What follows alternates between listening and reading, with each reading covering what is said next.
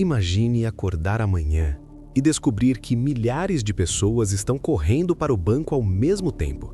Filas dobrando o quarteirão, caixas eletrônicos vazios, aplicativos bancários fora do ar e uma pergunta ecoando na sua cabeça: será que meu dinheiro ainda está lá? Agora eu te faço outra pergunta ainda mais inquietante.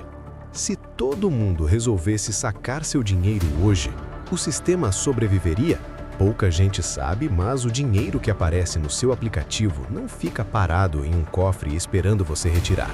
Ele está circulando, emprestado, investido, movimentando a economia.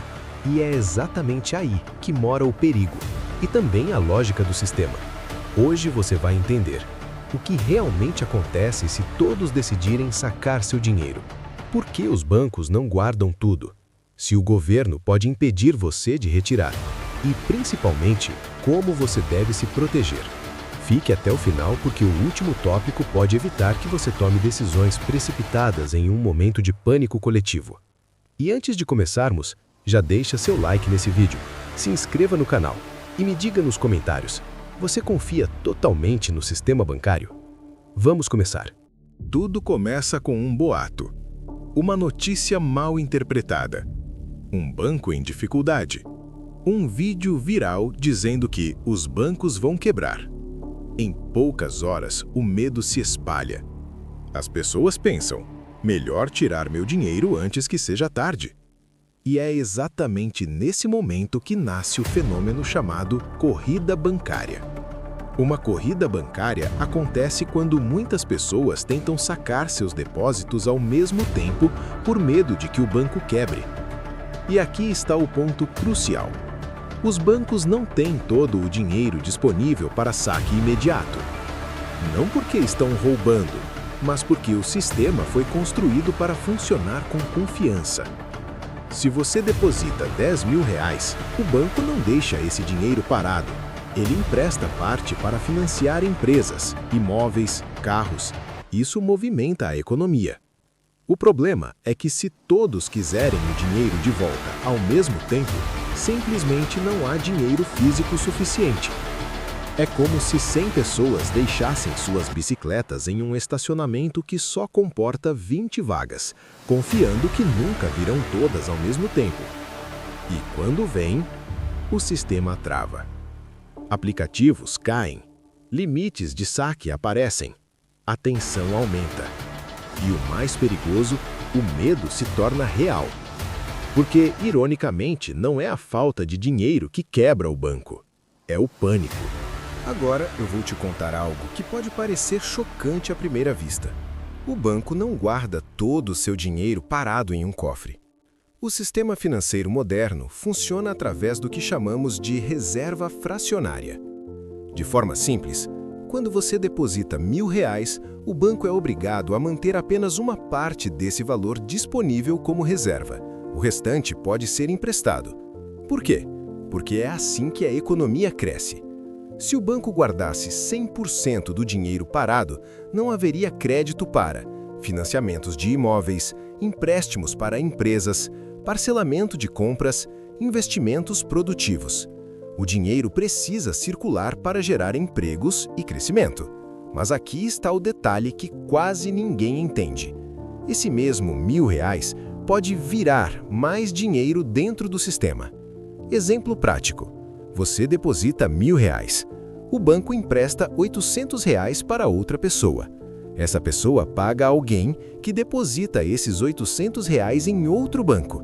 E esse banco empresta parte novamente. O dinheiro se multiplica dentro do sistema financeiro.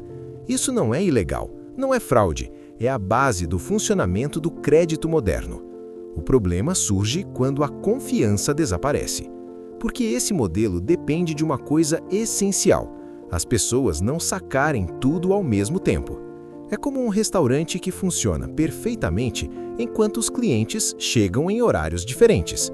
Mas, se 500 pessoas aparecerem de uma vez, a cozinha entra em colapso. O sistema bancário não foi feito para suportar saques totais simultâneos. Ele foi feito para funcionar com previsibilidade. E quando o medo quebra essa previsibilidade, o efeito pode ser devastador. Mas o que exatamente acontece quando esse pânico se espalha? É aí que entramos no próximo ponto. Imagine que um grande banco começa a enfrentar saques massivos. Para pagar os clientes, ele precisa vender ativos rapidamente. Só que vender ativos às pressas geralmente significa vender com prejuízo. Esse prejuízo reduz o capital do banco. Os investidores percebem. As ações caem. Outros clientes entram em pânico. E o que era apenas um boato vira uma crise real. Agora, amplie isso para vários bancos ao mesmo tempo. Empresas que dependem de crédito deixam de conseguir empréstimos. Folhas de pagamento ficam ameaçadas. Cartões de crédito podem ter limites reduzidos. Financiamentos congelam. O consumo cai. Empresas vendem menos. Demissões começam. A economia desacelera. Percebe o tamanho do efeito dominó? Um comportamento individual, vou tirar meu dinheiro por segurança, quando feito por milhões de pessoas ao mesmo tempo, pode gerar exatamente a crise que todos temiam. Esse é o paradoxo financeiro. O medo coletivo cria o problema que o medo queria evitar. E se você acha que isso é apenas teoria, infelizmente não é. Já aconteceu antes, e algumas dessas histórias são assustadoras. Se você acha que uma corrida bancária é algo raro ou impossível, a história prova o contrário. A Grande Depressão, 1929. Durante a crise que começou em 1929, milhares de bancos nos Estados Unidos quebraram. Milhões de pessoas correram para sacar seu dinheiro ao mesmo tempo. Resultado? Bancos fecharam as portas, pessoas perderam economias de uma vida inteira. O desemprego disparou. Foi um dos períodos mais devastadores da história econômica mundial. Grécia, 2015. Em 2015, durante a crise da dívida na Grécia, a população entrou em pânico. As pessoas começaram a sacar grandes quantias. O governo precisou intervir. Os bancos fecharam temporariamente. Foram impostos limites diários de saque. Transferências internacionais foram restringidas. Imagine acordar e descobrir que você só pode sacar uma pequena quantia por dia. Isso é real. Aconteceu. Brasil. Plano Collor, 1990. No Brasil, em 1990, durante o governo de Fernando Collor de Mello, o Plano Collor bloqueou grande parte do dinheiro depositado nas contas bancárias. As pessoas simplesmente perderam acesso ao próprio dinheiro. Foi uma medida extrema para conter a hiperinflação, mas o impacto emocional foi devastador. Muita gente nunca mais confiou totalmente no sistema bancário depois disso. Percebe algo em comum nesses três casos? O medo. O sistema financeiro é sustentado por confiança. Quando essa confiança quebra, medidas extremas podem ser adotadas. E isso nos leva à pergunta que talvez esteja passando pela sua cabeça agora. O sistema trava, aplicativos caem, limites de saque aparecem, a tensão aumenta e o mais perigoso, o medo se torna real, porque ironicamente não é a falta de dinheiro que quebra o banco, é o pânico. A resposta curta é: em situações extremas, sim. Governos e bancos centrais têm o poder de intervir para evitar um colapso maior. Eles podem estabelecer limites de saque, suspender temporariamente operações bancárias, controlar transferências internacionais, forçar fusões entre bancos. Essas medidas não são tomadas contra você. Elas são usadas para impedir um colapso sistêmico. É como fechar uma estrada para evitar que uma ponte desabe com carros em cima. Mas, é claro, do ponto de vista do cidadão comum, a sensação é assustadora. Você trabalha, economiza, planeja e, de repente, não pode acessar livremente seu próprio dinheiro. Isso levanta uma pergunta essencial. Hoje, em 2026, estamos protegidos contra isso? É exatamente isso que vamos entender agora. Depois de tudo isso, é natural surgir aquela pergunta incômoda: meu dinheiro está realmente protegido? A resposta mais honesta é: o sistema hoje é muito mais seguro do que no passado, mas não é infalível. Após grandes crises como a de 1929 e 2008, Governos do mundo inteiro criaram mecanismos de proteção justamente para evitar corridas bancárias em massa. No Brasil, por exemplo, existe o Fundo Garantidor de Créditos, FGC. Ele garante depósitos até um determinado valor por CPF e por instituição financeira, caso o banco quebre. Ou seja, se um banco médio falir, existe um colchão de proteção para pequenos e médios investidores. Nos Estados Unidos, há a Federal Deposit Insurance Corporation, FDIC, que cumpre papel semelhante. Esses mecanismos existem exatamente para impedir o pânico, porque quando as pessoas sabem que seu dinheiro está garantido até certo limite, elas não correm para sacar. Além disso, hoje os bancos são obrigados a manter níveis mínimos de capital, passar por testes de estresse, seguir regulamentações mais rígidas. Depois da crise de 2008, as regras ficaram ainda mais severas. Mas aqui vai um ponto importante. Garantia não significa ausência de risco. Se houver uma crise sistêmica global extremamente grave, governos podem tomar medidas emergenciais, como vimos na Grécia. Por isso, a pergunta não deve ser: vou tirar todo o meu dinheiro do banco? Mas sim, estou preparado caso algo inesperado aconteça? E é exatamente isso que separa pessoas financeiramente inteligentes daquelas que agem por impulso. Agora vem a parte mais importante deste vídeo, porque pânico não protege ninguém, estratégia sim. Empresas vendem menos, demissões começam, a economia desacelera. Percebe o tamanho do efeito dominó?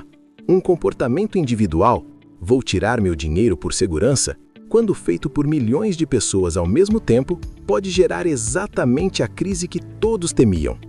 Esse é o paradoxo financeiro. O medo coletivo cria o problema que o medo queria evitar. E se você acha que isso é apenas teoria, infelizmente não é. Já aconteceu antes, e algumas dessas histórias são assustadoras. Se você chegou até aqui, parabéns. Isso já mostra que você prefere informação ao invés de desespero. Aqui estão atitudes práticas e inteligentes. 1. Tenha uma reserva de emergência. Guarde o equivalente a 6 meses de despesas essenciais. De preferência, parte em conta de alta liquidez, parte em investimento conservador, uma pequena quantia em dinheiro físico para emergências curtas. Não é para esconder dinheiro no colchão, é para ter tranquilidade mental. 2. Diversifique. Evite concentrar todo o seu patrimônio em uma única instituição. Distribuir entre bancos diferentes reduz riscos. Também vale diversificar entre renda fixa, renda variável, ativos reais. Diversificação não é paranoia, é prudência. 3. Não haja por pânico. Crises são amplificadas pelo medo coletivo. Antes de qualquer decisão, verifique fontes confiáveis. Evite compartilhar boatos. Espere informações oficiais. Lembre-se, decisões financeiras tomadas sob adrenalina raramente são boas decisões. 4. Invista em educação financeira.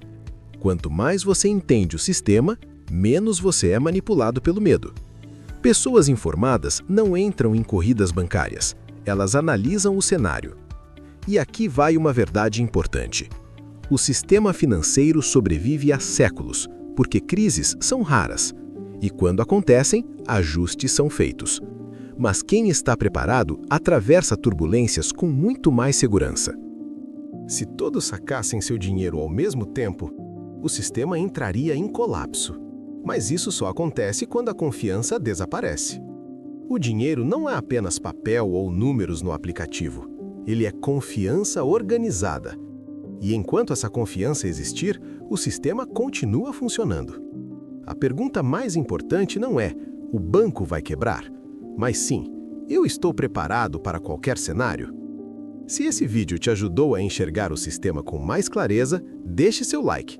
Compartilhe com alguém que vive dizendo que vai tirar tudo do banco e me diga nos comentários: você manteria seu dinheiro no banco ou sacaria tudo se começasse um boato forte? Nos vemos no próximo vídeo.